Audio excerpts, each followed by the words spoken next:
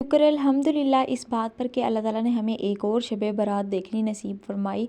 और इस शब बारात वाले दिन मैंने सोचा कि क्यों ना मैं कोई ज़बरदस्त किस्म की रेसिपीज़ को ट्राई करूं। तो जो भी मैंने रेसिपी बनाई है शब बारात वाले दिन, वो सारी की सारी मैं आप लोगों को आज की इस वीडियो के अंदर दिखाने वाली हूँ। वीडियो में आगे बढ़ने से पहले मैं कहना चाहूँगी कि अगर अभी तक आप लोगों ने मेरे चैनल को सब्सक्राइब नहीं किया तो काइंडली प्रेस कर दें बेल आइकॉन के बटन को, और इसके साथ ही लाइक, कमेंट और शेयर करना भी ना भूलिएगा। अस्सलाम वालेकुम, welcome to my another vlog. तो जी आप सब लोग कैसे हैं? उम्मीद करती हूँ कि ईमान और सेहत की बेहतरीन हालत में होंगे। सबसे पहले तो आप लोग ये सोच रहे होंगे कि इस लड़की का इतना सांस क्यों फूला हुआ है। तो उसकी रीज़न ये है कि मैं सेकंड पोर्शन पर आई हूँ, लेकिन सेकंड पोर्शन पर आने से पहले मैं थर्ड पोर्शन पर गई थी, क्योंकि मैं देख रही थी कि इर्द गिर्द ये जो बच्चे हैं ना, वो काफ़ी ज़्यादा चीखें मार रहे थे और इंजॉय कर रहे थे शब बारात को। उनको देखकर मुझे ना सीरियसली अपना बचपन याद आ गया कि हम लोग भी बचपन में यूं ही किया करते थे। पटाखे होते थे, फूल चढ़ी होती थी, इसके अलावा वो बम्ब से कोई मिलते थे, उस तरह की चीज़ें हमारे पेरेंट्स भी हम लोगों को ला कर देते थे। तब शायद हम लोगों के अंदर ये चीज़ डेवलप नहीं थी हुई कि इस दिन अल्लाह ताला की ज़्यादा से ज़्यादा इबादत करनी चाहिए, क्योंकि हमारे जो नामा माल हैं वो अल्लाह ताला के सामने पेश किए जाते हैं।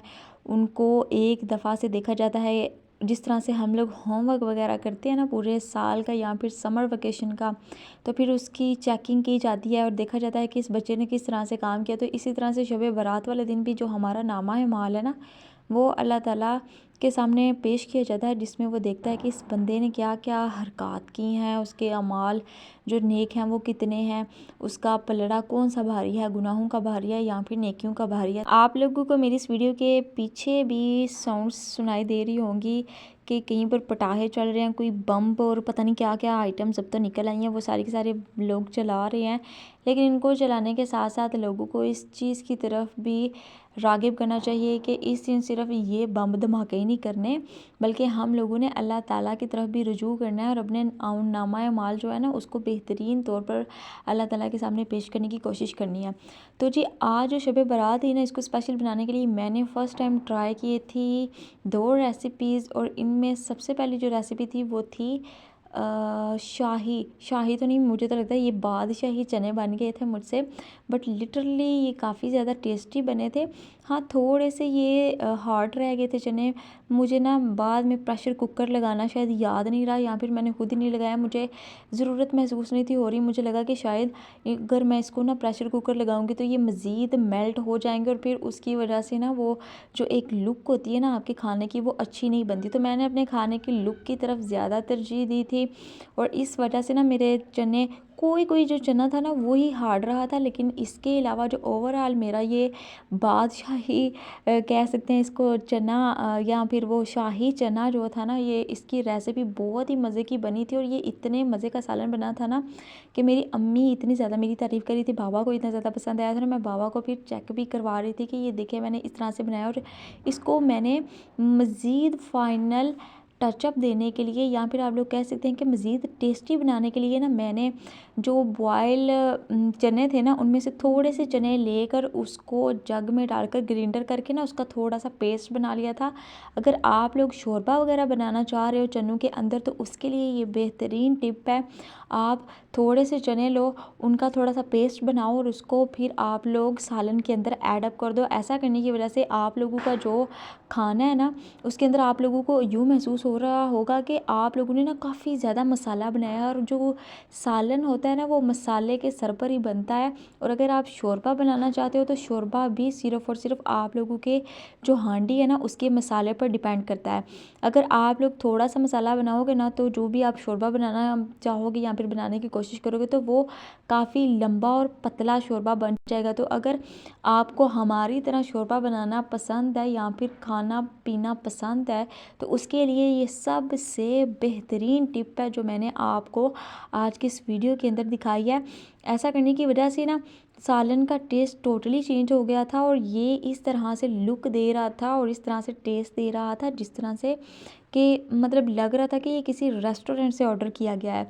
तो मेरी प्यारी बहनों, आप लोग कोई गेस्ट वगैरह भी आ जाए ना, तो इस रेसिपी को ज़रूर ट्राई कीजिएगा, क्योंकि एक तो ये चने हैं, ठीक है, और दूसरा ये है कि इसके अंदर आप थोड़ी सी जो चिकन है ना वो ऐड अप कर सकते हो। हम लोगों के पास जो थोड़ी सी चिकन वगैरह पड़ी थी ना, जो हम लोगों ने फ्रीज़ करके रखी थी, ये लास्ट वाले थे, पैकेट, तो मैंने उसके अंदर जो भी पड़ा हुआ था ना चिकन, अम्मी की तबीयत तो वैसे भी ठीक नहीं थी, तो मैंने उनको मना किया था कि आप ना आइएगा बनाने के लिए, मैं ख़ुद बना लेती हूँ। तो मैंने इस रेसिपी को ट्राई करने की कोशिश की थी और लिटरली ये काफ़ी ज़्यादा मज़े का बन गया था। इसके साथ ही थोड़े से मैंने चावल बनाए थे, तकरीबन 1 गिलास कह सकते हैं, वो भी मेरे ख़्याल में कोई आधा किलो का गिलास होगा। तो मैंने उतने से बस चावल बनाए थे, वो भी तड़के वाले, और उनके अंदर सिर्फ़ मैंने ऐड अप किया था सूखा धनिया, और इसके साथ मैंने किया था सफ़ेद, आई थिंक उसको कहते हैं ज़ीरा। हाँ जी, मैंने सफ़ेद ज़ीरे और सूखे धनिए को ऐड अप करके ना तो तड़के वाले चावल बनाए थे। ये वाले जो चावल हैं ना, आई थिंक नए चावल हैं, इसलिए मुझे इनको बनाने का थोड़ा आइडिया नहीं है। मैं 2-3 दफ़ा बना चुकी हूँ, बट मुझे सीरियसली बिल्कुल भी मज़ा नहीं आया इनको बनाने का, क्योंकि ये जो है ना चावल वो मुझसे इतने अच्छे नहीं बनते, यानी वो जिसको कहते हैं ना कल्ला कल्ला दाना, वो मुझसे नहीं बनते। तो इस वजह से ना फिर मेरा इनको बनाने का दिल भी नहीं चाह रहा था। बट वापी भी आई हुई, तो मैंने सोचा कि यार नहीं, थोड़ा सा ना अपने मेन्यू को जो हम लोग डेली बेसिस पर बनाते हैं थोड़ा सा चेंज करते हैं, तो चलो चावल भी थोड़े से बना लेते हैं। तो मैंने थोड़े से ये चावल बना लिए थे, और मैंने एक ज़बरदस्त किस्म की भी चीज़ बनाई थी जो कि इस वीडियो के लास्ट पर होगी। उसको भी मैंने फ़र्स्ट टाइम ट्राई किया था, और बाहर जो है ना बच्चे पागल हो रहे हैं, पटाखे बजाते जा रहे हैं, बजाते जा रहे हैं, और अब तो मेरा भी दिल चाह रहा है कि मैं भी पटाखे वगैरह चलाऊं।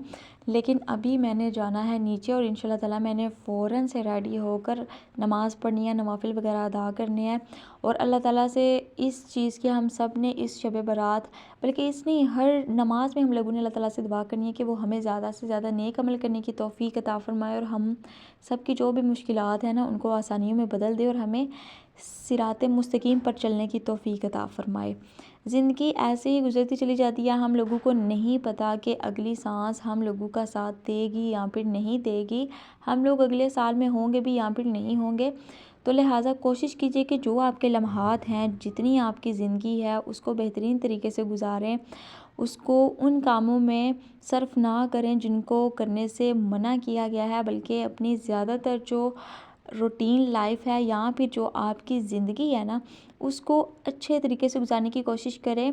आपसे नमाज़ नहीं पढ़ी जा रही तो भी नमाज़ पढ़ने की कोशिश अदा करें। अगर आप 5 वक़्त की नमाज़ नहीं पढ़ रहे, तो मैं आप लोगों को एक आसान सी टिप देती हूँ कि आप ना सिर्फ़ एक नमाज़ को पढ़ने की डेली रूटीन बना लें, फिर आहिस्ता आहिस्ता आप 2 नमाज़ों की रूटीन बना लें डेली बेसिस पर पढ़ने की, फिर 3 की बना लें, फिर 4 की, फिर 5 की। ऐसा करने की वजह से आपके लिए अपनी नमाज़ों को लेकर चलना बहुत ज़्यादा आसान हो जाएगा। आपके अंदर इतनी ज़्यादा एनर्जी आ जाएगी ना, और इसके साथ साथ आप लोगों को ना नमाज़ पढ़े बगैर ऐसा महसूस होने लगेगा कि आपकी कोई चीज़ है जो कि रहती है, या फिर आपने कोई ना चीज़ स्किप कर दी है आज, तो आपके दिल में ना ऐसे अजीब सी, वो कहते हैं पेशमानी या फिर उलझन सी आपको ना होनी शुरू हो जाती है जब आप नमाज अदा नहीं करते। तो अपनी नमाज़ों को आप लोगों ने पढ़ने की कोशिश करनी है, और अगर आप 5 वक़्त की नमाज़ अदा नहीं कर सकते, तो जो मैंने टिप बताई है ना आपको, आपने उस पर ज़रूर अमल दरामद करना है, और इंशाल्लाह ताला देखिएगा कि आप एक दिन 5 वक़्त के नमाज़ी बन जाएंगे।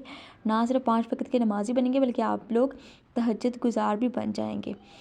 ज़िंदगी को अगर आप लोग आसान तरीके से गुजारने की कोशिश करेंगे तो ही वो गुजरेगी, अदरवाइज़ आप उसको एक बोरिंग लाइफ के तौर पर गुजारना चाहते हैं, तो ये आप पर डिपेंड करता है। It is up to you, आप उसको कैसे गुजारना चाहते हो, एक बोरिंग इंसान बनकर या फिर एक ऐसा एक्टिव और प्रोडक्टिव इंसान बनकर जो कि अपनी ज़िंदगी को बेहतर तरीके से गुजारने की कोशिश करता है और अल्लाह ताला के अहकामात को भी बजा लाने की कोशिश करता है।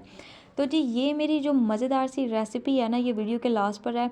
इसको मैंने फ़र्स्ट टाइम ट्राई किया था, और मेरा कुछ मीठा बनाने का भी मूड था, क्योंकि मीठे के बगैर तो आपका मेन्यू इनकम्प्लीट होता है। तो इसको कंप्लीट करने के लिए मैंने बेसन के हलवे को ट्राई किया था। आई थिंक ये मैं फ़र्स्ट टाइम ट्राई कर रही हूँ।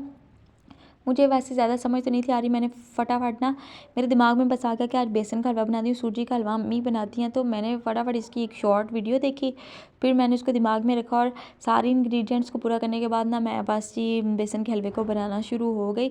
1 कप मैंने इसमें लिया था ऑयल, मतलब घी कह सकते हैं आप इसको, क्योंकि मैंने इसको मेल्ट कर लिया था। अगर आप घी लेना चाहें तो घी ले लें, ऑयल लेना चाहें तो ऑयल ले लें, ठीक है। जो भी आपके पास अवेलेबल है आप उसको इस्तेमाल कर सकते हैं। इसके बाद मैंने लिया था 1 कप बेसन।